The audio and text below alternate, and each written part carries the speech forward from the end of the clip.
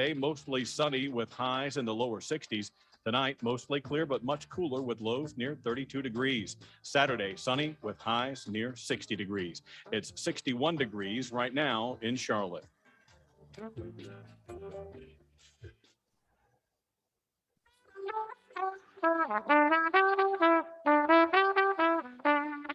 This is Charlotte Talks. I'm Mike Collins on the local news roundup. Mecklenburg County's mask mandate ends beginning next weekend after a unanimous vote by County Commission. The Commission also begins the process of replacing longtime Commissioner Ella Scarborough, who has requested medical leave of absence.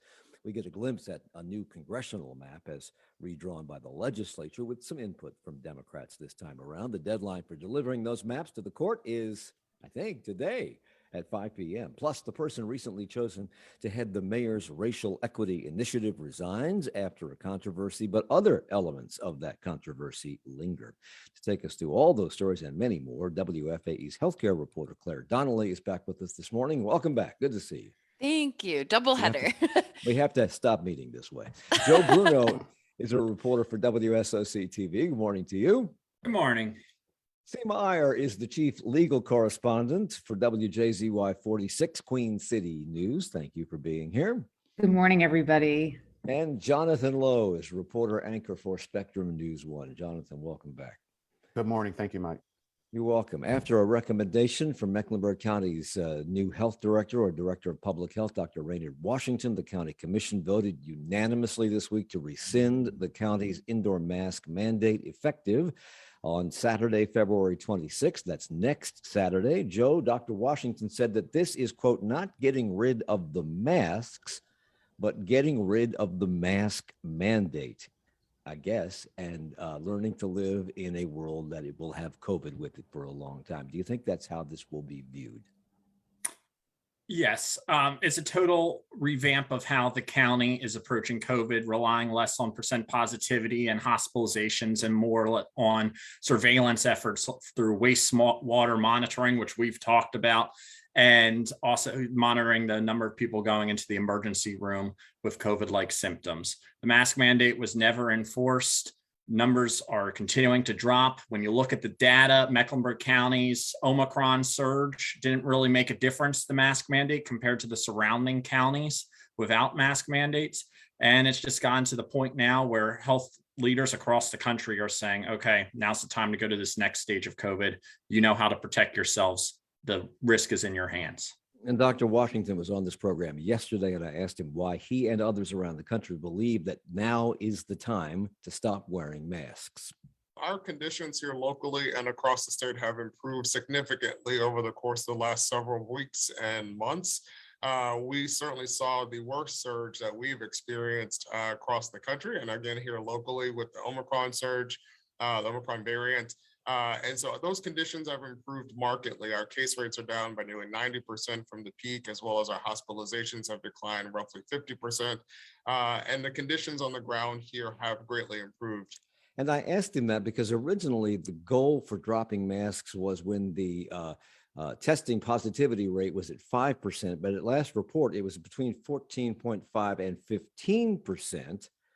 So, and this is happening around the country. So why now? Are we just tired of this? Have they decided that there are enough people who have had it or have gotten the vaccine so that they have some protection against it? And if you don't have the vaccine, well, it's up to you. What's going on, Seema? Well, the first thing is yesterday, the positive rate was 10.6%. So it is pretty low, even though their target was 5%. And I believe the vaccination rate is something like 70%.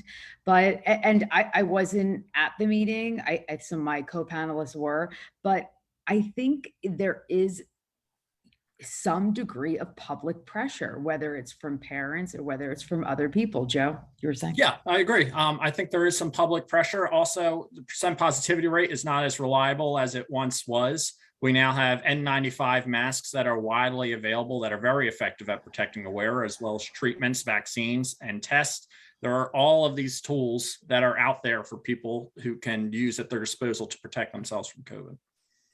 And on this program yesterday, he also pointed to other factors that he found to be positive indicators for dropping masks. we certainly have a greater level of immunity across our community because of the vaccination rates that we have here. Roughly 62% of our residents have been fully vaccinated. A large proportion have also received their booster. And because of the greater transmissibility of the Omicron variant, we've had a lot more people experience infections in the last several weeks and months in our community. And so there is a level of immunity that's been built up because of those factors that I think leads us to our decision to begin this transition, not just from the mask mandate, but also several other of our key response components, including contact tracing and case investigation as well.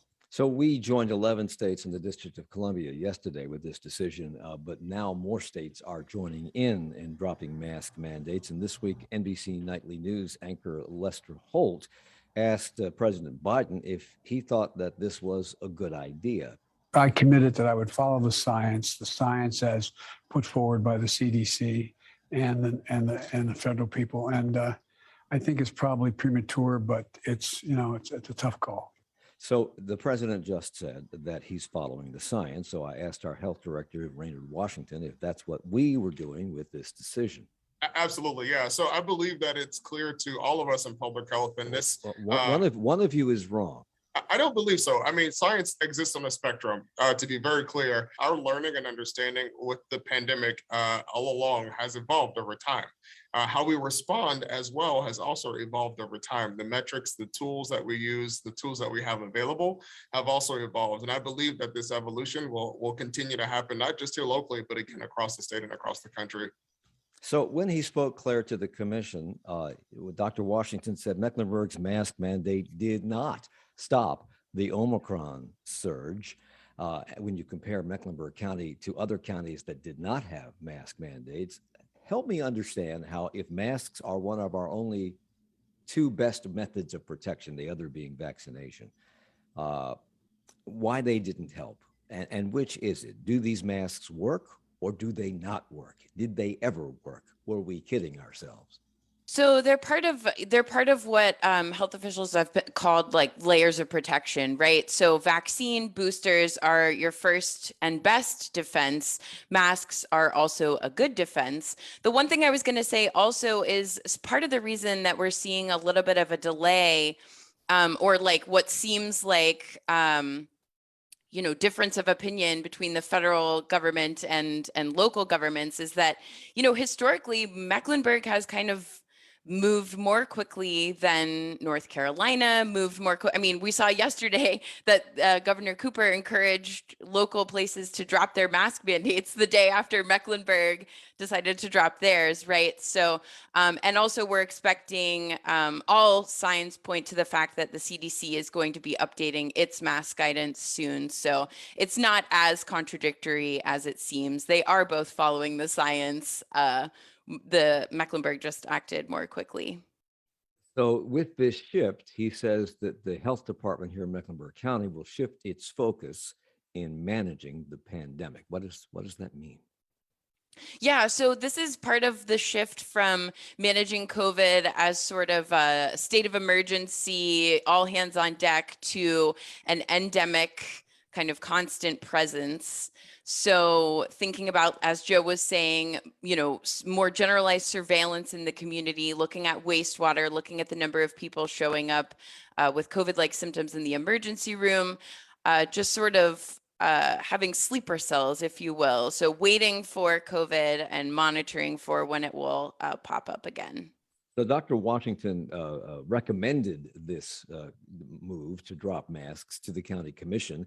They debated it and then voted unanimously to do it next Saturday.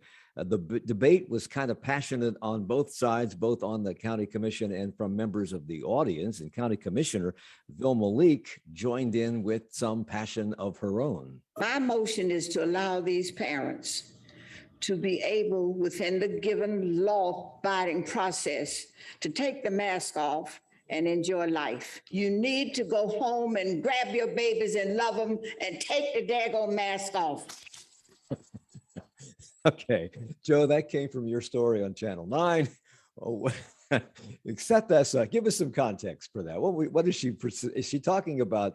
The parents in the audience, or talking about masks in schools? What was she talking about? Where did this come from? Isn't Vilma Leak the best?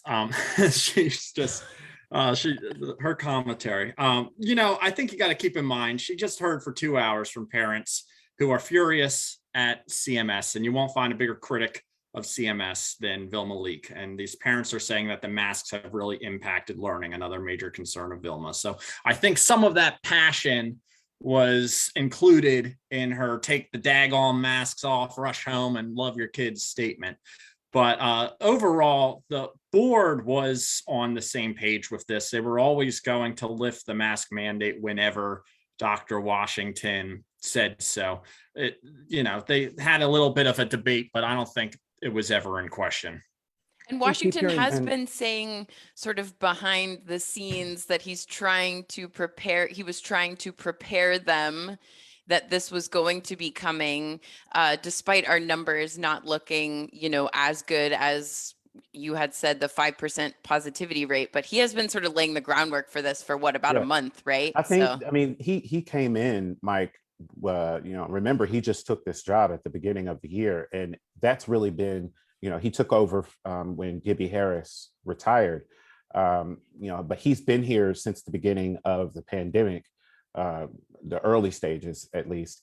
And he, as far as becoming the health director, that's really kind of been the context of his comments, both, in the early updates that he was doing in January. He always was speaking of that transition to treating COVID, at least in Mecklenburg County, as endemic. And so, it was interesting to see that whole debate and conversation, because and to some degree attacks from the public on him, and that's why you kept hearing the commissioners speak of him being having a PhD, but it's not like it was a surprise, as Joe mentioned, because that's really been the context of his comments.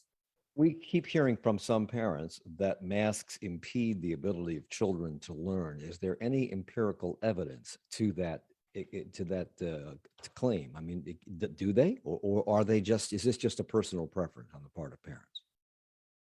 I think there is some. There was an interesting op-ed a couple of weeks ago in the Atlantic from some doctors writing that, yes, we are seeing a gap in learning, that there are some struggles for kids who are, struggling with, like reading facial expressions, lip reading. None of that is possible if you're wearing a mask. So. And yesterday, our governor, Roy Cooper, joined the chorus of people saying, drop the masks. And we've already talked about this a little bit. He announced the time has come to end local mask mandates, which we have now done, but we did it first. He said that throughout the pandemic, his goal has always been to enact measures to get us back to normal as quickly as possible. And those things that he did have worked. And he noted the quick rise of cases with the Omicron variant and how quickly the decrease in cases followed, which came almost as suddenly as the rise came. This variant is clearly more contagious, yet generally causes less severe illness, particularly to people who are vaccinated and boosted. And now people know how to gauge their level of risk and decide how to best protect themselves. As a result of all these factors, I encourage schools and local governments to end their mask mandates. What we're hearing from the governor and others around the country is we've done all we can do for you and to fight against this virus. So now it's up to you to do the rest. Is that essentially it, Joe? Yes. Okay. When we come back, we'll talk a little bit more about that and about what the departments of the health department's secretary said about the shift in strategy. And we'll look at the latest on city council with the Ellis Scarborough County Commission on Ellis Scarborough and more. Charlotte Talks on WFAE. Support for Charlotte Talks comes from WFAE members and Atrium Health, dedicated to promoting better lives through better health with comprehensive care focused on overall wellness. Atrium Health. And Jazz Arts Charlotte, presenting New York vocalist Milton Suggs and his sextet reimagining jazz standards tonight and tomorrow night, part of the Jazz Room at the Stage Door Theater. Tickets at blumenthalarts.com. Monday on this program, it's President's Day, an epic road trip Monday with George Washington. That is exactly what author and historian Nathaniel Philbrick recreated in his new book, Travels with George, in search of Washington and his legacy. He traveled in the footsteps of our first president, and as he tried to unify the 13 independent states of our new nation. He will share what he learned about Washington and about modern day America Monday on this program at 9. Hey, y'all, this is Tommy Tomlinson. This week on the Southbound podcast, we're re-airing a 2020 conversation I had with Latreia Graham, a South Carolina writer who grew up on her family farm and speaks with deep passion about the experience of Black Americans in the great outdoors. You can find this and every episode of Southbound on Apple Podcasts, NPR One, and WFAE.org. It's Charlotte Talks on listener funded 90.7 WFAE and 90.3 WFHE. I'm Mike Collins. It's the local news roundup. We have with us 4 stellar reporters. Seema Ayers with us from Channel 46, Jonathan Lowe from Spectrum News 1, Joe Bruno from WSOC TV, and our own Claire Donnelly from WFAE News. She's our healthcare reporter. Yesterday, after the governor spoke and urged local jurisdictions to lower mask mandates, the State Department of Health and Human Services has suggested that as of March 7th, and this is a suggestion, in low-risk settings, including schools, that mask wearing should be made voluntary and at the discretion of local authorities. And the Department Secretary Cody Kinsley said, right now, universal masking is not the strategy. Vaccination is the strategy. Clearly a shift in focus and approach, but there are still those who cannot get vaccinated, including children under 5. So how are they to be protected, Claire, going forward? Children under 5, that remains to be seen. But I would also say, we've seen a huge lag in kids 5 to 11. I think it's only 25% right now in North Carolina of kids 5 to 11 have been vaccinated. So it is true that kids do tend to get less sick if they get COVID-19, but that doesn't mean that they shouldn't get their shots. So I really hope that number gets boosted up. Just moments after the governor made his recommendations when he spoke yesterday, the North Carolina House passed a Free the Smiles bill that would allow all students to opt out of wearing masks. And shortly after the governor spoke, or actually that happened before the governor spoke, and then while after the governor was speaking. Okay, and then afterward, before, I can't. Either before or afterward, the Senate also passed it. Is the governor Seema likely to sign this bill? Or because it goes now to him. No, I don't way. think so. Oh, No, sorry. No way. And go ahead, Joe. I think that the press conference yesterday was his way of doing something to show, hey, I'm against masks too now at this point, but I still have concerns about this bill that will be on my desk. Yeah, he So said he would consider it, he would look at it, but he had concerns that it would be irresponsible, and then said something like, are we going to be picking and choosing which public health rules we follow now? So that would be a no. You're the legal person. Explain this to me. So I just think in terms of law, there's a difference between a recommendation and actually changing the law, right? So let's say now the recommendation is to businesses, let's say in schools, it's up to you whether you want to impose mask mandates. Parents, it's up to you. That's fine. Then there's no repercussions. There's no punishment, even like, let's say, a ticket or a violation. And if you impose this bill, this Free the Smiles situation, it's called, what happens if we have another surge? And I also want to point out, I mean, despite the entire country pushing towards ending mask mandates, just yesterday, the WHO said, hey, the other variant, the BA2, is surging in such countries as India, China, Bangladesh, Pakistan, and I think the Philippines. And I think that's really important because if we just look at the trends from the beginning of the pandemic, India was higher in the very beginning, and this is in 2020. And then when Delta came, India was higher. So we were always getting our surges after So to impose this law, then what do you do? How do you go back on it?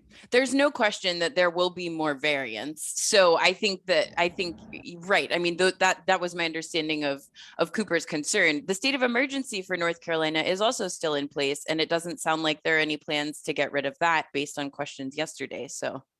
And we spoke yesterday briefly, Claire, about the fact that Denmark lowered they got rid of all of their COVID restrictions at the beginning of February. They've been slowly phasing them out since the fall of last year, but beginning of February, everything was gone. And now, 18 days into February, they're experiencing a major surge in cases. So maybe they were a little premature. And before we move on, we were speaking of variants a moment ago, Claire.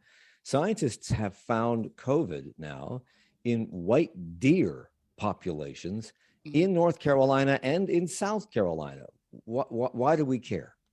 So this is part of a nationwide study that the USDA is doing of COVID in white-tailed deer. They found Omicron specifically, is my understanding, in 6 deer in North Carolina, and in 1 in South Carolina. They swabbed some hundreds of deer. The question is whether deer could become a reservoir for the virus to continue to mutate and then possibly backspill back to humans. Yeah. So in other words, would we be exposed to these deer unless we are hunting them? I mean, if you're a hunter and you shoot a white-tailed deer and you bring it home for the venison, could you then be exposed? Yes. So it's interesting that the state Department of Natural Resources did issue a guidance for hunters saying, be cautious when you're, processing your deer, harvesting your deer. So it's interesting. Moving on, thankfully, we've only spent 100 years on COVID. Long-serving member of the county commission, Ella Scarborough, officially applied last week for medical leave after being absent from commission for months, and now the process has begun to find her replacement, a temporary replacement, to fill her seat. What is that process? Who can talk about that? Well, So if you watched, go ahead, Jonathan. I was just the commissioners got an update from the county manager on this process, and you should know it's going to move pretty quickly. They're looking to have this person appointed by the 15th at their 15th meeting. March March 15th. The people can have now until February 25th, so a week from today is the deadline to apply. And so, of course, they're looking for there are certain requirements. You have to be a registered Democrat, a registered voter, 21 years old, and basically apply. I believe the commission is looking at having a total of 7 candidates that they will interview. And basically they'll interview them in public so people will be able to watch it and see how they come to the decision. But this person, again, as you said, is going to be serving in Commissioner Scarborough's place throughout however long she is out on leave on this protracted illness. Yeah, it's a much more open selection process than Charlotte City Council has. City Council had 100 people apply for the seat, and in the back of their minds, they always knew it would either be Jessica Davis or Greg Phipps for James Mitchell's seat. At least in this case, the county is going to have a very open process. They're going to interview the top 7, narrow the top 7 down to the top 2. It's like American Idol for county commission seat here. And, so I think that the public, people who are interested in this seat, should know that they will actually be considered for it. I know a lot of former elected officials are throwing their name in the hat, but if you are a member of the public and you thought that last Wednesday night's meeting was actually fun, be my guest and apply. And people should know, Mike, that they're doing these interviews on a Saturday. And so if you just have, to follow up on Joe's point, if you have a free Saturday and you're, have the choice of going out and enjoying the weather or sitting through these interviews, they'll be on a Saturday. So you have to be a registered voter to be eligible. You have to be a registered Democrat because Ella Scarborough was a Democrat or is a Democrat. You have to be 21 or older and a resident of Mecklenburg who is qualified to vote. You can apply by next weekend. How are they going to take these applications and decide? And they're going to have interviews. Are they going to interview all of the applicants or just No. the top 7? And who's going to make this decision on who the top 7 are? I mean, what is the process here? And are there any restrictions going forward as to whether or not this person can run for the seat when the term is up? So the clerk will verify that everyone is eligible, and filing is supposed to be in like 2 weeks. So by the time filing starts, the commissioners will know whether this person has decided to run for the seat, so they can factor that into their decision. They're going to narrow it down to the top 7 like they do for other committees. They will have a list of everyone. They'll have their resumes. I'm sure they'll be getting emails, and they'll just vote for like their top 7. And then the top 7 people will be selected by the clerk based on their votes to move on to the interview process. And then from there, they'll select their top 2 and then pick the So winner. Mike, to follow up on that, so the timeline that you're looking at is, so on Wednesday, March 2nd, that is when the commissioners are going to be informed on all of the eligible applicants. By Tuesday, March 8th, assuming the county commissioners are going to do some, talking amongst themselves, by March 8th at their budget public policy meeting, that is where the county commissioners will actually suggest to the staff those top 7 candidates that Joe was just mentioning. We'll keep our eyes open for what happens next there. Eastland Mall was torn down a very long time ago, and it has been years now since massive new plans for the site were announced. Several entities set up shop on the site in the interim, a skate park and a flea market, and now their time may be up. Was this a surprise to either entity? No, but I think it's a surprise to people that the city didn't take more efforts, the city and the developer, to incorporate the flea market and the skate park into the future Eastland design. There's a lot of love for what's going to be at Eastland one day, but still you got to remember, hundreds, thousands of people attended this flea market. The skate park is one of the few places that skaters can actually play out in Charlotte without getting into trouble. And the city is saying, listen, you got 2 or 3 more weeks and you have to leave. Flea market has to get out immediately. Well, in the course of reporting on this, you spoke to the founder of the skateboard park, Stephen Barrett, who pretty much said what you just told us. I just don't see why something that's so good and such good community that people come out here is not accepted into the plans of what they're doing. Your story seemed to indicate that this is one of the only, if not the only, skate park in town, given the popularity of that sport, which also is being echoed in the Winter Olympics, because snowboarding is kind of skateboarding without the wheels. Why is that? Why aren't there more locations for this in Charlotte? It's a glaring oversight, and the county understands that there needs to be more skate park amenities as well. Lexington, North Carolina has a beautiful park. Mooresville just invested millions in a beautiful park. But in Charlotte, we have Naomi Drennan, which is more structured and requires full pads and helmets, which are just not going to get people out into that park with those requirements. And then there's Renaissance, which has a small plot of land, much smaller than Eastland.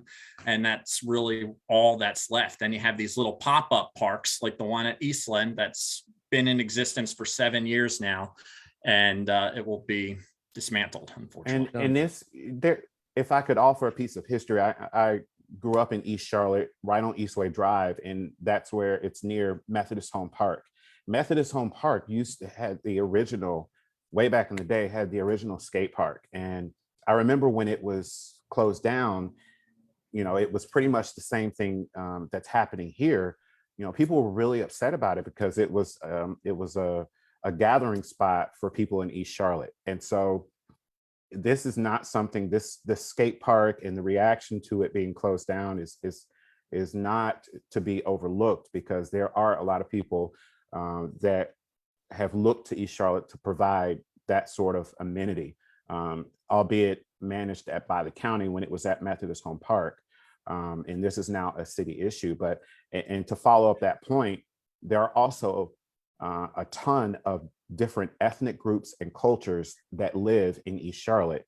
And so that's, to Joe's point, that's another reason why, you're seeing this impact so many people, because that's an epicenter for certain cultures to get, the services and goods that they're looking for. Now, Joe brought up an excellent point in his story about, some of the issues that have been plagued there and some of, the concerns, but it should not be overlooked how important those two specific things are to East Charlotte. Which brings us to the other part of this, and that is the flea market, which has also been told they have to leave that site very quickly. And some members of that flea market were outside of the government center at the city council meeting on Monday night to protest the closing of the market in preparation for construction of what is to come. Well, we are part of the community of Charlotte. We are citizens. We have needs like everybody else. We have to work. We have to supply something to our families. A lot of people, that's the only income. And the only thing we're asking for the city is to work with us. Yeah, these vendors had a contract with the city to be there, which was not renewed. That was last December, and now comes the order to vacate. What has the city said about these folks? Is there no place to move that market? They're asking for city land to put their market on, and the city claims there is not a suitable stretch of land for them to set up a market on. From what I understand, the original founder of this market has secured a location in Albemarle for these vendors, but you got hundreds of vendors and almost all of them live in Charlotte. So they're not going to go all the way down 74 to Albemarle to put this in place. And then what the city has done is, they allowed this market to continue to go, even though their lease expired. It just got to the point where they got concerned over some safety issues. And since there wasn't a proper lease for this market, the city feels they could be liable if there was a critical incident. And what we found was there was a man arrested for selling guns out of his car. He was from South Carolina, driving up here, selling the guns out of his car, not requiring permits or collecting any proper information. So he was arrested. That's obviously very serious. And then, on a still kind of serious note, but maybe not as worrisome, there were some unlicensed food trucks that were selling food on site that the health department had some concerns over. So the city came in last Friday, told them absolutely not, and they put up barriers.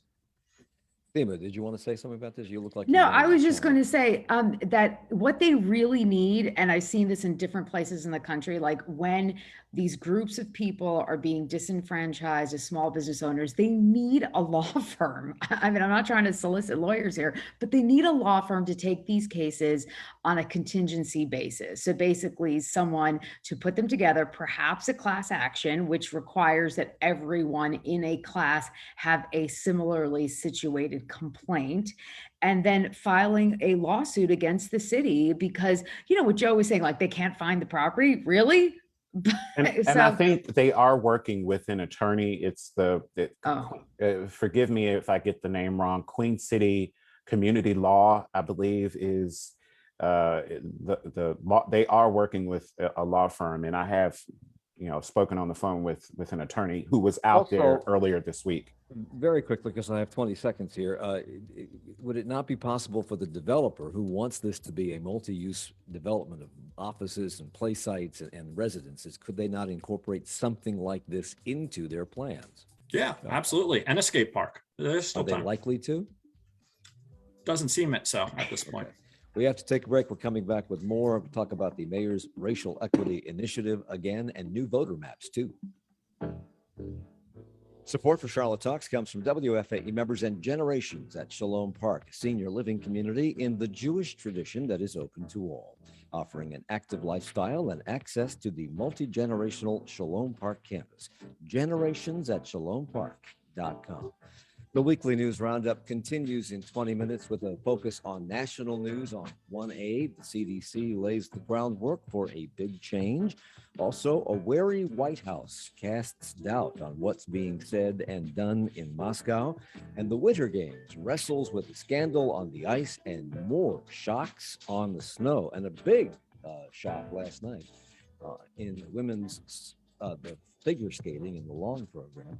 All of that being talked about next in 20 minutes at 10 o'clock on 1A, and we will continue our own look at local news for the last week when we come back in about 30 seconds. Stay with us. It's your world. We help you explore it. What's it like to watch as Russian warships move into the Black Sea, closer to striking distance of Ukraine? It's your community. We help you understand it. County Health Director Raynard Washington says the county's COVID-19 trends are continuing to decline. WFAE's Morning Edition is an essential way to start your day and stay connected to your world. Weekday mornings from 5 to 9 on 90.7 WFAE. It's the local news roundup on Charlotte Talks on WFAE and WFHE. I'm Mike Collins here with Claire Donnelly, our healthcare reporter here at WFAE News. Joe Bruno joins us from Channel 9, WSOC TV, Jonathan Lowe from Spectrum News 1, and Seema Iyer, the chief legal correspondent for WJZUI 46 Queen City News. Kim Henderson was hired by the Charlotte Regional Business Partnership to head the Mayor's Racial Equity Initiative. But then WCNC uncovered that an Ohio state audit found the agency that she headed there paid out $3.8 billion in fraudulent and inflated unemployment claims, and they launched a criminal investigation into her and her department. As a result, this week she resigned here, but that has not ended the controversy. The mayor and the city council say, though, that they had no involvement in this hiring. Jonathan, she reiterated that on this program last week, and you spoke to her for Spectrum News 1 and asked her about it too. What did she say? So yeah, it's called the Mayor's Racial Equity Initiative, and there was a huge deal made about it when it was announced last November, a major event over at Johnson C. Smith University. And so I asked her, can you understand how people may not understand when you say Mayor's Racial Equity Initiative, how do you not have involvement in oversight in ensuring who's there to lead it? And basically she spoke to her being a weak mayor. We have a weak mayor form of government here in Charlotte. And we have what she said right now. It's probably the same way that they don't understand that I'm not a strong mayor, that I don't hire anybody or fire anybody. I think it is very hard in our governance structure for the people to understand they have chosen a mayor, and one day the city will need a mayor that has more authority like that. I believe it will be after my time in this office, but I think at some point citizens will expect more authority out of a mayor, and one day that they'll see that happen. But they need to make that decision, not just someone deciding I'm going to be mayor and I'm going to try to act that way. Let me translate. What she's saying is that the mayor here has no power. The mayor here breaks ties on council, and she acts as a kind of a moral voice for council and for the city. But back to the controversy. Part of it surrounds the fact that the city has put $76 million in public funds into this initiative, over which they have no control, they say, while Mayor Lyles has denied the existence of any public funding for this. Here's what she said on this program about that last week. And I also want to make the point that there is no city money involved in this. You're saying that there are no city funds, therefore no taxpayer dollars going into this initiative. I am saying exactly that. What's the story here? It's hard to answer, Mike. I don't know how Joe answered, but the 76 million includes money for corridors of opportunity, which is a city initiative. I don't know if they're saying because these are being funneled, stimulus dollars from the federal government that are being funneled through, that makes this not city funds. I don't know. Splitting hairs, Joe? I don't understand that spin. No, there is city money involved in this. It's also called the Mayor's Racial Equity Initiative. There's only so much you can distance yourself from this. And if you really had no idea about the hiring, that's a problem. It's the Well, mayor's I mean, racial we- equity initiative. There was this lavish rollout. They talked about all the funding going into this. And now they're trying to, oh, we don't have anything to do with this. No, come on. You got to embrace it. You have to, go down with it and make it better if it isn't living up to expectations right now. But in fairness, the Charlotte Regional Business Authority is a private entity, and any private entity, including Channel 9, Channel 46, Spectrum News 1, WFAE, could come up with something that says the mayor's something and present it and never talk to the mayor about it. Isn't that true? I mean, over which she would then have no control. We just call it that. She's embraced this. So that wasn't the situation. She was on the stage when this was announced, and she was included in this process. So that is not the situation that's going on right here. I will say, so the Charlotte Regional Business Alliance is the one that's handling this initiative, and they, in their words, were responsible for the hiring. So, if they did not, we don't know, but they took care of the hiring of Kim Henderson. They say they knew the issues that she was having in Ohio.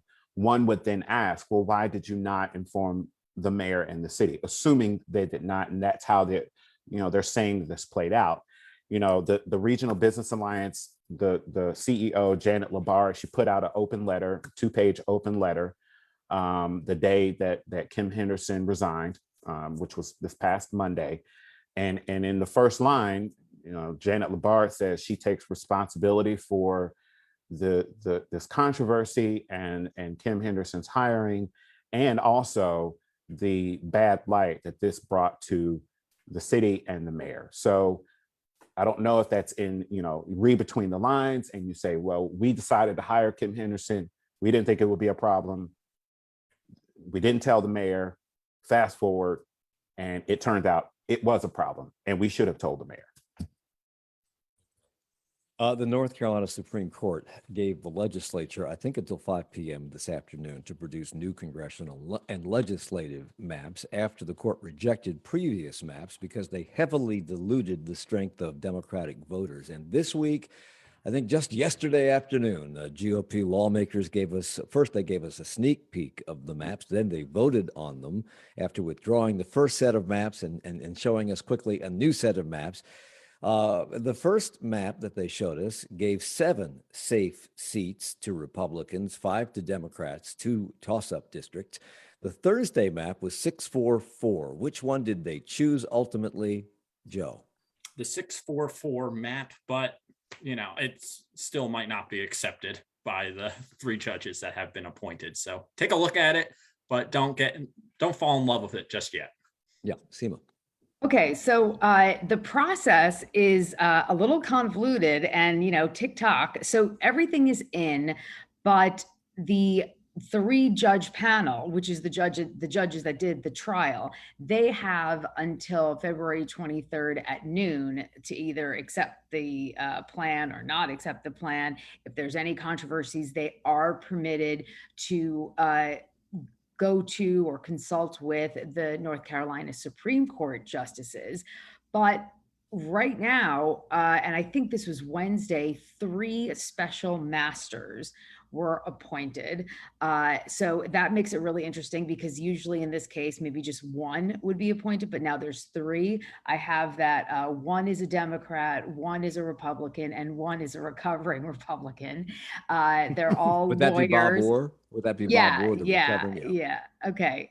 You guys probably know these people, but and it's interesting. I think 2 of them have actually worked on bipartisan committees involving redistricting, so they have specific experience with this. They're not political scientists, which is again something we were expecting, but they're tasked with either reviewing these maps. They could create their own maps, and also when they're reviewing the maps, they also have to review the actual work. Well, the congressional map that they voted on was 6-4-4, 6 Republican, 4 Democrat, 4 toss-up seats. Is that fairer enough to pass muster? Or is it likely that the court will say, nope, you're still diluting the strength of Democratic voters, therefore we have to send this over to redraw by these special masters? I think that is a great question, but it requires looking at the data, because the initial complaints was, when you redraw these maps, you pack and crack. So you're like diluting the Black voters and you're packing the voters that you want in your favor. And that's why this is a really technical process. And I think the special masters even get like technical assistance to help them decipher this, but they have to look at the data, because I think if you just say 644, it may sound great, but you have to look at the districts, right? They will see the data, because they have to show their work. That was part of the order. Yeah. Have we seen the legislative maps? What do they do? Without getting too specific, it's still, they lean heavily Republican. Republicans are favored in the seats. I think in Mecklenburg County, there is an additional seat that a Republican could potentially pick up. I believe it's in South Charlotte. And then there's, of course, that Lake Norman seat as well. I don't have the exact numbers, but I know in both the House and the Senate maps, the Republicans are favored to pick up all the seats. And I will say they passed those maps more easily than the congressional one. So there are a lot of candidates waiting to find out what happens, including House Speaker Tim Moore, who was considering a run for Congress, then withdrew his name because Madison Cawthorn decided to change districts. He may not change districts given what happens with these legislative maps. And now Tim Moore is waiting to find out, because he may decide to run yet again. So there's lots of things hanging in the balance here. We'll keep following that. Ethan Rivera, a Cat's bus driver and father, was shot and killed last Friday night near West Trade and South Graham while driving his bus. Cat's CEO John Lewis. Unfortunately, violence in regard to our bus operators is not a new issue. It's not a new issue for CATS, and it's not a new issue for public transit. But the perpetrator was not a passenger. This was an incident of road rage. What else do we know? Yeah, so this happened last Friday around 9:30, right in Uptown on Graham Street. Mr. Rivera was, as you said, driving his bus, and there was some sort of road rage incident, although CMPD has not given us any details. I was in a news conference with them earlier this week about this, one of the many that they've had. And again, they were asked, was there any sort of argument? Do you know if there was, because it appears this was caught on some sort of, there's some sort of surveillance video out there, because we have screen captures that came from the city bus of the suspected shooter. But CMPD has not said anything to the effect of, whether there was anything said between Mr. Rivera and this suspected shooter. They have not given those details, but nevertheless, just a really sad, tragic case. He, ran off the road and, died from his injuries. We're talking about a brother, someone's son. He's a father. So two young kids now I believe he had two kids, now without a father. And so still looking for a suspect at this hour. We are also still waiting for City Council to tackle the next big policy initiative, the Unified Development Ordinances. But Joe, you ran across a duplex being built in Lower South End that would run afoul of these new ordinances as proposed. It deals with something I've never heard of, sidewall restrictions. We have about 90 seconds. Fill us in. As it is proposed right now, the duplex has to be either the same height as the buildings next to them, the sidewalls, or a maximum of 12 feet. So in this case, the lot where this duplex is being built, the two houses next to it only have 12 feet sidewalls. So the duplex wouldn't be able to be bigger than that. For a home builder, it makes it extremely challenging, especially in this climate with rising costs, to build a one-story duplex. So they are saying, you want us to build more housing, but the way the UDO is written right now makes it challenging for us to do so. So will this little kerfuffle here, will this act as a wake-up call for city planners and for city council as they look at these proposed unified development ordinances over the course of the next several months? Because we're in for we're in for some serious discussions here. Potentially, but the other thing you have to keep in mind is sidewall restrictions are one of the only ways the city can really protect existing neighborhoods, because they can't do what other states do in mandating certain materials be used or mandating that the home be the same color, things along that nature. So they're balancing the need for more housing with preserving neighborhood character. So stay tuned for that, because the Unified Development Ordinance debate should be as fun as the 2040 plan was. Before we go, I want to remember author, journalist, political satirist, and regular panelist on NPR's Wait, Wait, Don't Tell Me, PJ O'Rourke. He died Tuesday because of complications from lung cancer. He went from being a liberal in his youth to having a more conservative outlook later in life, but he could give it to both sides with equal glee. And he was on this program in 2015. He told a story then about then Speaker of the House, John Boehner. We're at a dinner on the roof of the Hay Adams Hotel, which is directly across from the White House. And Boehner and I are both there. Boehner and I both smoke. And there's a little balcony out there, and we stepped out on the balcony to have a smoke, and we're chatting out there. And I look across and I see the laser light and the snipers from the top of the White House looking at us on the roof of the Hay Adams, right across Lafayette Park. And I'm going, it's the Speaker of the House. I mean, you take out me. Yeah, I mean, that's not gonna cause any problems. That's the Speaker of the House over there with his Marlboro light. Fortunately, no triggers were pulled. Now, remember that back in 2015, that was a time when we were just beginning to witness the diminished collegiality among Democrats and Republicans. But at the time, he did not think the country was polarized. I just think Congress accurately reflects a split, an almost 50-50 split in American opinion. Half of Americans want more benefits and social services to be paid for by other people, and half of America is other people. It's really basically that simple. People say, oh, we're so polarized. No, we're not. 1862, that was polarized. Wouldn't you love to get his take on what's happening today? Funny man, we will miss him. TJ O'Rourke was 74 years old. Our thanks to Seema Iyer from Channel 46, Queen City News, Jonathan Lowe, reporter anchor for Spectrum News 1, Joe Bruno from WSOC TV, and Claire Donnelly from WFAE News. Thank you all for the hour. Charlotte Talks with Mike Collins is a production of 90.7 WFAE.